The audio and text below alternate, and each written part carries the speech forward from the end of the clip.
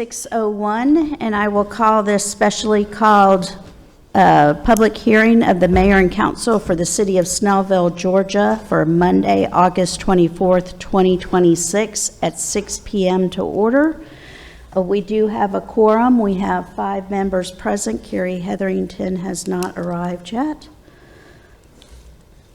So we just have one item on this special called public hearing, and that's to allow the public to offer oral or written comments on the proposal to leave the millage rate at 4.0 mils. With that, I will open the floor to public comment. Anyone who would like to come and speak on this topic, please come forward and state your name and address for the record.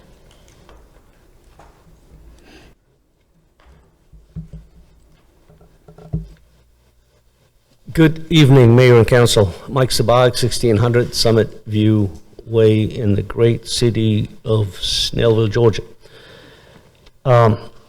First of all, I apologize. I have not really done a whole lot of homework on the 4.0 millage rate, as I was just, a little busy out there traveling, and now I'm back. And if I got my numbers correct, I know Mayor, you're the accountant, so please help me after the meeting to understand where I went astray on the information I'm about to read. So I did a little bit of calculation. So the county has done its own millage rate, I assume, and this is what we're doing now going forward with the 3.95 mils, the rollback. That is the rate that would generate the exact same total property tax revenue this year as last year did. That's the theory. What's going on. So the rate the city has tentatively adopted is 4.0 mils or 0.049 mils above the rollback. As I understand that the Georgia Taxpayer Bill of Rights, that is the 0.049 mil difference is legally classified as tax increase, which is why we are required to have these hearings. So in dollar term, the notice states this comes out about $7.35 a year on homestead property valued at $375,000, and about $10.29 a year on non-homestead properties valued at $525,000 individually. This is taken from the note that was published on the Snellville website budget. But multiplied across every parcel in the city, they represent real aggregate revenue, and I'd like to ask the council to share that, if possible, what the total projected revenue actually is, so residents can weigh against it and see the cost of the increase in full informed way. So the budget timing. So I'd also note that the city council already passed the 2026 budget back in July before this millage rate was finalized.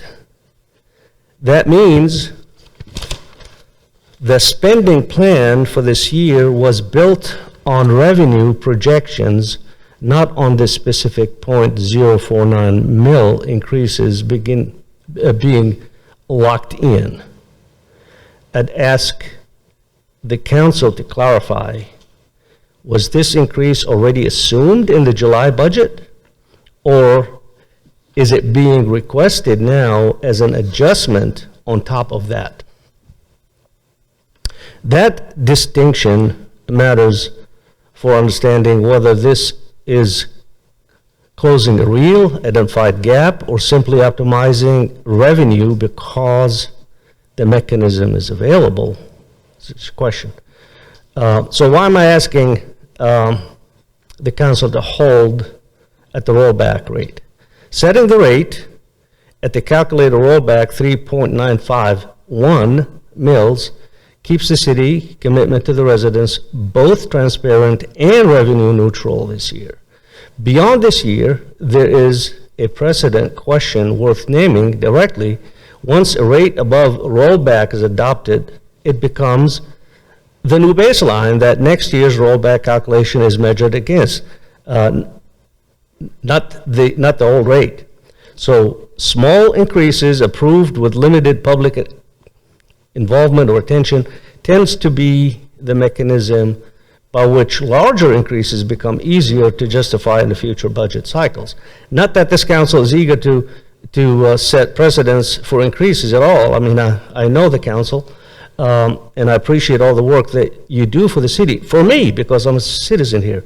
But that precedence, once set, can be used by future council long after tonight's contest and intentions are forgotten. We are asking, or I'm asking council to hold the line this year while the number is still small, rather than let increment increases become a standing practice. So here's my ask. And I do greatly appreciate everybody here on council, truly, from the bottom of my heart. I respect the city, and I understand the city has real budget obligations, and we're not disputing that governing costs money, naturally. I'm simply asking for two things tonight. Number one, that the council adopt the rollback 3.951 mills rather than the proposed 4. And second, going forward, that any future proposal above rollback comes with a clear, itemized explanation of what specific budget need is funding. So the city residents, me included, and council can evaluate each increase on its actual merits rather than by default. Thank you so much. I appreciate it. I just wanted to make sure that I got my numbers in line. I'm not a CPA, and I used a lot of spreadsheets to do this in 1.5 hours, so I may have missed something, and I appreciate the education if I went out way out to the left or way out to the right, because it's critical. I don't want to have a precedent set in my city for the future council that's going to come. I'm sure a lot of us here on council may retire or go on, or somebody may replace. The point of it is that I just want to make sure that it's well defined for the public. Is this an added to the existing budget that was just passed, or is this a shortfall because it wasn't added in the budget? Thank you. Appreciate it. Thank you, Mike. Sure. Anyone else?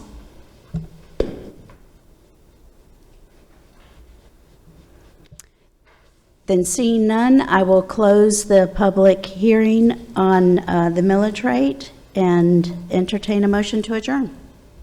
Motion to adjourn. There's a motion. Is there a second? Second. There's a motion and a second. All in favor, please raise your hand. That is 5 in favor with none opposed. So we are adjourned. We'll be moving into the conference room for our work session.